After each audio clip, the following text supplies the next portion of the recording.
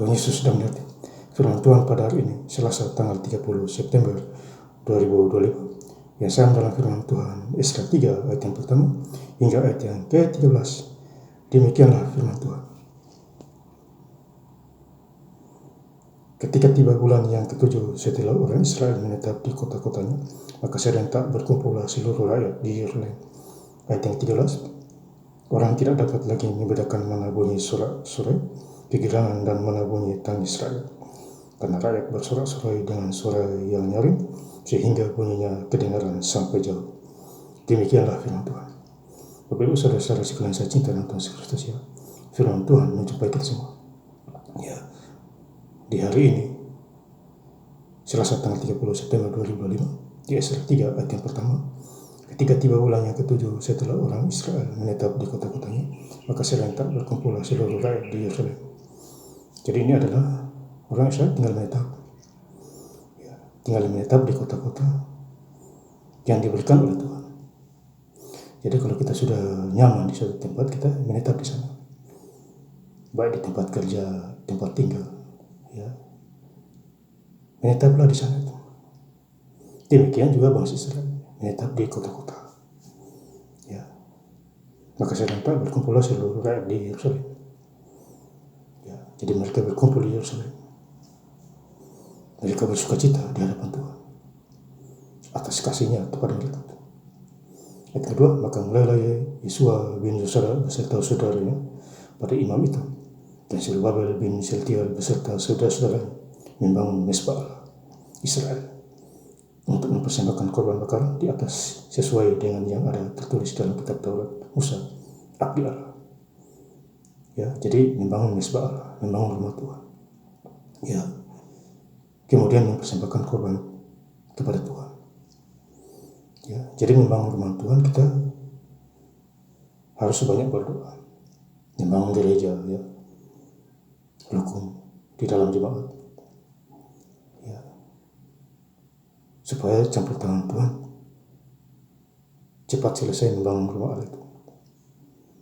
Ya, kalau sekarang gereja itu, libatkanlah Tuhan, ya, beri persembahan kepada Tuhan yang terbaik. Nanti Tuhan balas kita berlipat ganda, kesehatan kita, pekerjaan kita, tempat tinggal, dan lain sebagainya. Jadi Matius 6:33, tetap carilah dahulu kerajaan Allah dan kebenarannya, maka semuanya itu akan ditambahkan kepadamu. Berarti Tuhan Yesus itu nomor 1. Harta benda nomor 2. Ya. Ayat 3, mereka mendirikan mezbah di tempat Simulas. Sungguh pun mereka ketakutan terhadap penduduk negeri. Lalu mereka mempersembahkan di atasnya korban bakaran kepada Tuhan, korban bakaran pada waktu pagi dan pada waktu petang. Jadi korban, ada yang kasih pagi, ada yang waktu menjelang malam. Ya, kasih kepada Tuhan. Jadi kalau kita memberi yang terbaik, kita diberkati. Ya, jangan sampai kita diberkati Tuhan, akhirnya kita lupa diri. Kikir pelit, ya, omongan tidak jelas, janji-janji palsu, omongan palsu. Firman Tuhan tetap jadi. Apa yang difirmankan firman Tuhan tidak akan kembali dengan sia-sia, akan terlaksana. Ya, beda dengan omongan manusia, rubah sana, rubah sini.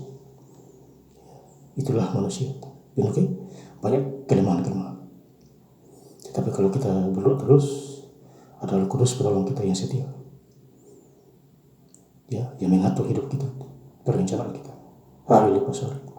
Ayat 11, secara belas-belasan mereka menyanyikan bagi Tuhan nyanyian pujian dan syukur, sebab Ia baik bahwasanya untuk selama-lamanya kasih setianya kepada Israel. Dan seluruh umat bersorak-sorai dengan nyaring sambil memuji-muji Tuhan, oleh karena dasar rumah Tuhan diletakkan. Jadi ini memuji-muji Tuhan, karena dasar rumah Allah diletakkan, membangun lancar-lancar saja. Ya, jadi kalau membangun rumah Tuhan lancar-lancar saja, otomatis hidup kita lancar-lancar saja. Berkat, baik jasmani maupun rohani, lancar-lancar saja. Ya, tidak ada macetnya, karena kita sudah mengingat Tuhan. Ya, Tuhan tidak lupa kita. Ya, Bapak Saudara. Jadi puji Tuhan. Saya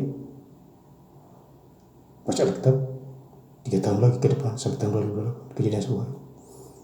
Mengatur waktu saja. Kalau bukan Tuhan yang suruh, mana saya mau. Saya juga banyak alasan seperti Bapak Saudara juga. Demikian. Karena sibuk kerja tidak ada waktu, itu alasan orang dunia. Tetapi bagi Tuhan tidak ada yang mustahil. Lukas 1:37. Bagi Allah tidak ada yang mustahil. Ya. Jadi firman Tuhan harus dibaca. Itu poin penting. Doa juga. Menjadi pelaku firman, bekerja oleh Allah. Dan takut akan Tuhan, jauhi kejahatan. Lahir baru 2 Korintus 5 ayat 17. Menjadi manusia baru, yang lama sudah berlalu, sungguh dia baru datang. Berhasil sukses.